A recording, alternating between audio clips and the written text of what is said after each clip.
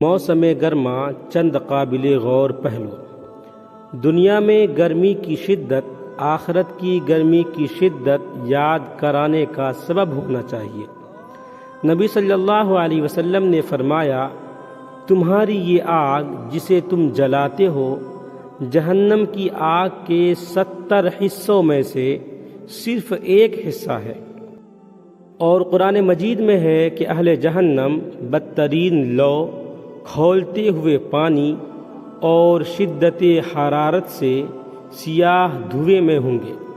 نہ ٹھنڈک کا کوئی سامان ہوگا، نہ رحم و کرم کا معاملہ ہوگا۔ اللہ ہمیں جہنم کی گرمی سے بچائے۔ آج سورج ہزاروں میل دور سے ہمیں جھلسا رہا ہے، روز قیامت یہ 1 میل کی مسافت پر آ جائے گا۔ ہم ہزاروں میل دور سورج سے بچنے کے لیے کولر، اے سی وغیرہ کا اہتمام کرتے ہیں۔ نبی صلی اللہ علیہ وسلم نے قیامت کی گرمی سے بچنے کے لیے بھی کچھ ایئر کنڈیشنرز بتلائے ہیں۔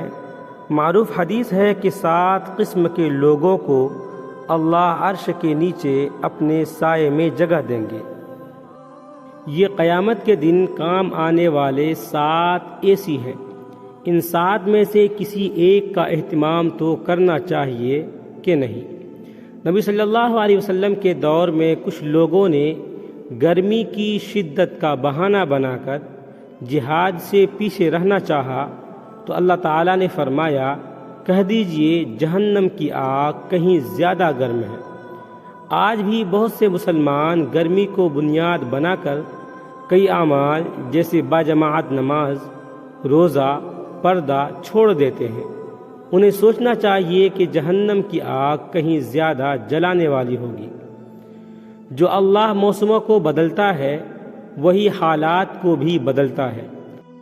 شیخ الاسلام ابن تیمیہ رحمۃ اللہ علیہ نے اپنے شاگرد رشید ابن قیم رحمۃ اللہ علیہ سے کہا تھا کہ آزمائشیں بھی گرم سرد موسموں کی مانند ہیں، کبھی زندگی میں خزاں ہے تو کبھی بہار۔ یہ سب زندگی کا لازمہ ہے۔ اس بات کو سمجھ لینے سے غم و غصہ اور بے صبری زائل ہو جاتی ہے۔ گرمی کے موسم میں سب سے فرحت بخش اور پرلطف نعمت ٹھنڈا پانی ہے۔ قیامت کے دن نعمتوں میں سب سے پہلا حساب ٹھنڈے پانی کا ہوگا۔ اس نعمت کا احساس اور اس کا کما حقہ شکر ادا کرنے کی پوری کوشش ہونی چاہیے۔ سب سے افضل صدقہ پانی کا صدقہ ہے۔ کوشش کریں کہ اس موسم میں اس صدقے کا اہتمام کریں۔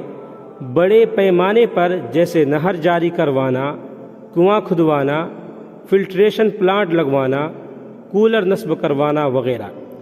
اسی طرح چھوٹے پیمانے پر جیسے مزدوروں، مسافروں، طالب علموں، بلکہ چرند پرند اور جانوروں تک کے پانی کا انتظام کرنا۔ عوامی مقامات اور ٹریفک اشاروں پر بوتلیں تقسیم کرنا وغیرہ۔ اہل علم کہتے ہیں کہ اللہ نے تو ایک کتے کو پانی پلانے والی کو بخش دیا تھا، تو وہ مومنوں کو پانی پلانے والے کو کیسے نہیں بخشے گا۔ ویڈیو اچھا لگے تو لائک کریں، کمنٹ کریں، شیئر کریں، اور اس طرح کے مزید ویڈیوز کے لیے چینل کو سبسکرائب ضرور کریں۔